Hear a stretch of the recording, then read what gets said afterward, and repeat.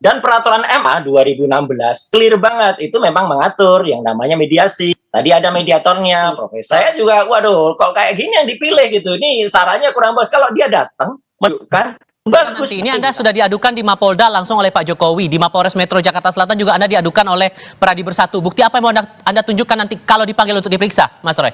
Loh, Kak, saya sesuai konsisten ya. Jadi artinya oke, ada dasar Pak Jokowi untuk melaporkan itu, makanya laporan diterima, kemudian berproses. Nanti kalau misalnya ini sampai ada tersangka, kemudian lanjut ke proses persidangan, ada tersangkanya, ada terdakwanya, nah itu nanti di persidangan, sebelum masuk ke persidangan, penyidik akan memeriksa. Kami sangat bangga dengan ijazah kami. Gitu, dan kami sangat terbangga-bangga gitu, bukan malah terhina-hina gitu loh. Apa ada orang yang lulus susah di atas Gajah Mada yang sangat terkenal kemudian merasa sehina-hinanya? Kalau kami sebangga-bangganya, Mas Tifal. Jadi ini paradok banget lah gitu. Narasi-narasi seolah-olah Pak Jokowi ini telah menggunakan ijazah itu untuk menjadi wali kota, gubernur, presiden ya, dengan dasar-dasar atau ijazah yang tidak benar. Itu narasi itu di publik menjadi gaduh, itu yang membuat Pak Jokowi menjadi terhina dan melapor, bukan karena beliau alumni UGM. Jangan dibolak-balik, Mas Roy. Yang disebut ijazah itu apa? Tapi sekali lagi, skripsinya itu abal. Skripsinya tidak patut dan tidak layak. Skripsinya kita berani main 99,9% itu adalah palsu. Kalau skripsinya palsu, ibaratnya Mas Steve, ini kayak telur. Kalau telurnya busuk, ya nggak akan netes jadi ayam. Ini sehubungan dengan ijazah tersebut, itu kan yang mengeluarkan UGM. Misalnya mengeluarkan UGM. Jadi nanti ya ijazah itu akan ditanya kepada UGM. Ini kata Pak Jokowi, dia di alumni UGM. Pak Jokowi memutuskan di Solo tidak tercapai hasil mediasi, lanjut ke persidangan. Anda juga diadukan di Mapolda Metro Jaya dan di Polres Metro Jakarta Selatan, Mas Ruyo. Apakah ini memberatkan posisi Anda? Enggak lah, inilah justru bentuk konkret dari merendah-rendahkan pengadilan, menghina pengadilan. Siapa yang bilang dia akan datang kalau dipanggil pengadilan? Nyatanya, udah fakta. Tadi siang tuh ada mediasi yang seharusnya dia datang. Dia nggak datang, malah nyanyi di rumahnya. Padahal ada orang, kecuali orangnya di luar negeri loh ya. Para pelapor yang pakai alasan nggak jadi lapor karena ditunda, karena lagi di luar negeri. Oke, ini Jokowinya ada di Solo, ada di rumah, malah menemui penyanyi dibanding datang ke persidangan. Kalau ke persidangan bawa ijazahnya, insya Allah ya Pak Dr. Taufik dan para penggugat di Solo itu clear, itu udah selesai. Lah malah enggak. Apa? Semua orang Indonesia pasti mencatat kata-katanya.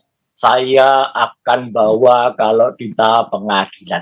Tadi Solo itu yang minta siapa? Pengadilan kan? Jadi nggak datang. Udahlah jelas gitu. Jadi masih dari situ udah kelihatan inkonsistensinya. Bang Freddy merespon pernyataan Mas Roy ini? Bahwa kalau sistem peradilan perdata itu sistemnya bisa langsung ya, tergugat itu bisa langsung, tapi bisa juga diwakilkan oleh kuasa. Ini berlaku dalam semua proses, mulai dari mediasi ya sampai dengan nanti di putusan. Jadi kalau pengacaranya Pak Jokowi sudah hadir di persidangan, ya berarti itu sudah mewakili Pak Jokowi. Tidak ada alasan, tidak ada peraturan perundangan apapun. Ya kalau sudah pengacaranya hadir, prinsipal harus hadir. Bukan berarti tidak boleh. Boleh, banyak juga pengacara bersama prinsipalnya hadir persidangan banyak. Tapi itu pilihan saja, bukan berarti Pak Jokowi di situ melanggar proses persidangan. Dan mediasi menurut Anda tidak akan menyelesaikan persoalan ini, Bang Freddy? Iya, mediasi itu kan memang proses yang harus dilalui. Siapa tahu kedua belah pihak bisa ada titik temu untuk menyelesaikan perkara ini secara baik-baik, kan begitu, tidak sampai ke persidangan. Nah, berarti tidak ada titik temu, artinya tidak ada titik temu. Pihak penggugat meminta apa, pihak tergugat itu tidak bisa menyanggupi atau tidak mau menyanggupi permintaan penggugat. Sesimpel itu sih, sesimpel itu proses peradilan perdata itu. Oke, Mas Roy, ada mau ditanggapi? Iya jelas kan, berarti kita lihatlah seluruh rakyat Indonesia menjadi saksi kata-kata dari dia sendiri. Katanya dia akan hadir, kemudian akan datang di sidang dan menunjukkan kalau diminta pengadilan tanpa menyebut apa itu perdata, apa itu pidana. Ya, dan peraturan MA 2016 clear banget, itu memang mengatur yang namanya mediasi. Tadi ada mediatornya, profesor dari Universitas Negeri 11 Maret. Sudah ada semua, sudah diciptakan, negara sudah menciptakan itu. Kalau dia datang menunjukkan itu, kan publik bisa mulai, ini elegan. Oke, Mas Freddy tadi mengatakan pilihan, ya ini pilihan yang nggak elegan, pilihan yang kurang bagus lah gitu. Saya juga, waduh, kok kayak gini yang dipilih gitu, ini sarannya kurang bagus. Kalau dia datang menunjukkan bagus, nanti misalnya ketika di Jakarta juga misalnya kemarin tanya lapor ya Mas Tifal, lapor itu kan ya kita lucu aja lah gitu, kita lihat aja nanti ya, orang lapor mengadu ijazah kan harusnya juga ijazahnya itu diperiksa, disimpan dulu atau disita oleh kepolisian, kan nyatanya juga tidak gitu. So, jadi pembuktian apa yang bakal Anda tunjukkan gitu nanti? Ini Anda sudah diadukan di Mapolda langsung oleh Pak Jokowi, di Mapolres Metro Jakarta Selatan juga Anda diadukan oleh Peradi Bersatu. Bukti apa yang mau Anda tunjukkan nanti kalau dipanggil untuk diperiksa, Mas Roy? Loh, Kak, saya sesuai konsisten ya. Jadi artinya ketika itu datang, saya akan tunjukkan bukti-bukti pemeriksaan primary evidence ketika saya memeriksa skripsi waktu itu, dan ketika saya memeriksa apa yang ditunjukkan oleh kader salah satu Partai SI itu, dan yang ditunjukkan oleh Dekan Fakultas Kehutanan Dr. Sigit Sunarta yang mengisi itu berupa fotokopi. Kalau fotokopinya dan yang diposting itu sinkron, ya berarti itu bisa dianalisis. Kalau nanti misalnya ternyata yang ditentukan lain, nah ini malah jadi soal ini, jadi berita. Jadi selama ini yang dipakai untuk disebut ijazah itu apa? Tapi sekali lagi, skripsinya itu abalah, skripsinya tidak patut dan tidak layak. Skripsinya kita berani main 99,9% itu adalah palsu. Kalau skripsinya palsu, ibaratnya Mas Tif, ini kayak telur. Kalau telurnya busuk ya nggak akan netes jadi ayam. Nggak mungkin telur busuk menetes jadi ayam. Itu ya kalau skripsinya busuk, ya mungkin ijazahnya jadi. Bung Freddy, Mas Roy masih tetap pada pendiriannya. Menurut Anda itu cukup tidak? Atau masih harus ada hal yang dibuktikan lagi menurut Anda?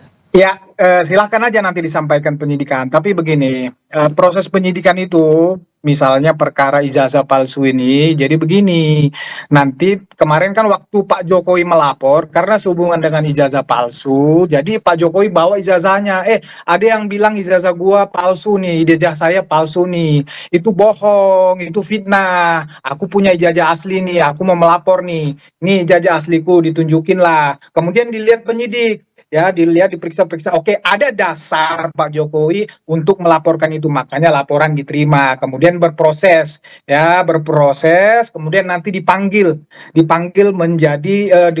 para saksi yang berhubungan dengan itu. Nah nanti kalau misalnya ini sampai ada tersangka, kemudian lanjut ke proses persidangan, ada tersangkanya, ada terdakwanya, nah itu nanti di persidangan, sebelum masuk ke persidangan, penyidik akan memeriksa ini sehubungan dengan ijazah tersebut. Itu kan yang mengeluarkan UGM, misalnya mengeluarkan UGM. Jadi nanti ya ijazah itu akan ditanya kepada UGM.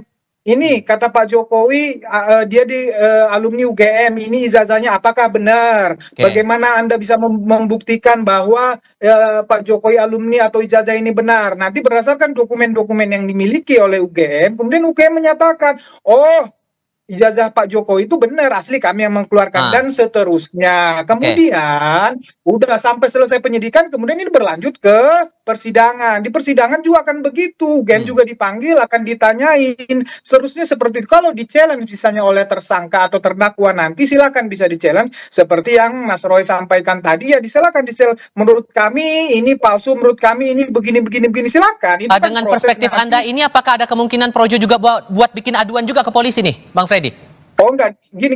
Kami kebetulan kemarin kita ketemu Pak Jokowi, jadi Pak Jokowi menyampaikan, memang Pak Jokowi jujur nih, jujur Pak Jokowi menyampaikan dia sedikit terkejut sebetulnya dengan ramainya katakanlah masyarakat publik ataupun relawannya melaporkan ini. Makanya beliau bertindak langsung laporkan biar ini tidak semakin terus bergulir, semakin banyak pihak-pihak yang dilibatkan dalam perkara ini. Jadi kami juga waktu itu menyampaikan, Pak, kami mau lapor nih di seluruh Indonesia, Projo akan melapor. Oh, nggak usah, nggak perlu lagi, sudah cukup. Begitu, jadi Projo tidak akan melaporkan masalah ini lagi, Mas. Oke. Demikian. Ini kan posisi Pak Jokowi sudah tidak lagi menjabat sebagai kepala negara, Mas Roy. Kenapa kok kemudian masih dikejar-kejar juga urusan ijazah palsu ini di mata Anda, Mas? Apa yang mau Anda kejar sesungguhnya? Jangan lupa, Mas, bulan Februari 2025, baru 3 bulan yang lalu, ya, kalau lupa tolong diingatkan ya, Mas dan Mas Reddy kalau ketemu. Dia itu sekarang pejabat negara lagi sebagai Dewan Pengarah Danantara. Jadi sebagai Dewan Pengarah Danantara itu pejabat publik.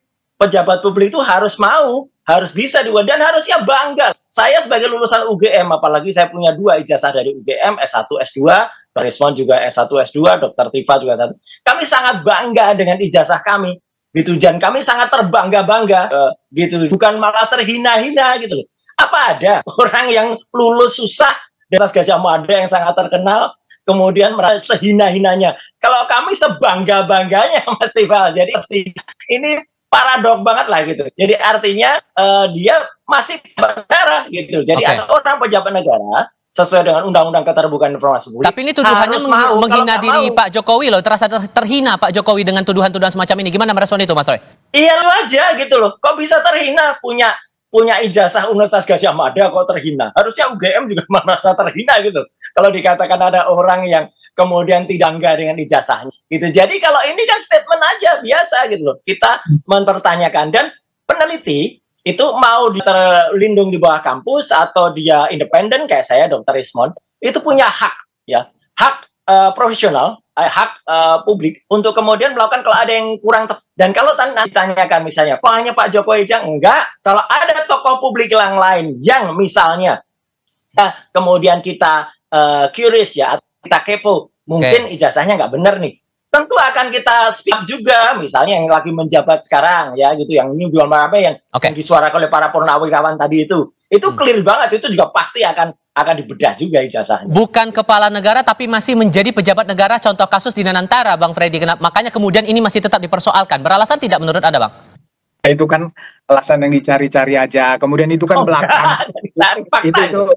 Itu kan belakangan Dewan Pengarah nggak ada hubungannya lah dengan perkara ini. Jadi begini, ya silahkan nanti Mas Roy dan kawan-kawan melakukan pembelaannya, silahkan. Pak Jokowi bukan merasa terhina bahwa dia alumni UGM, justru dia sangat bangga. Itu yang membuat dia menjadi pada posisi presiden 2 periode, dan ijazah itu yang dipergunakannya yang membuat dia merasa terhina, sehina-hinanya, martabatnya, kehormatannya diserang adalah ketika ijazah yang dia pergunakan, dia peroleh itu dengan sebaik-baiknya itu dia pergunakan untuk menjadi presiden 2 periode dikatakan palsu. Kemudian terus-menerus itu dibangun narasi-narasi seolah-olah Pak Jokowi ini telah menggunakan ijazah itu untuk menjadi wali kota, gubernur, presiden ya, dengan dasar-dasar atau ijazah yang tidak benar.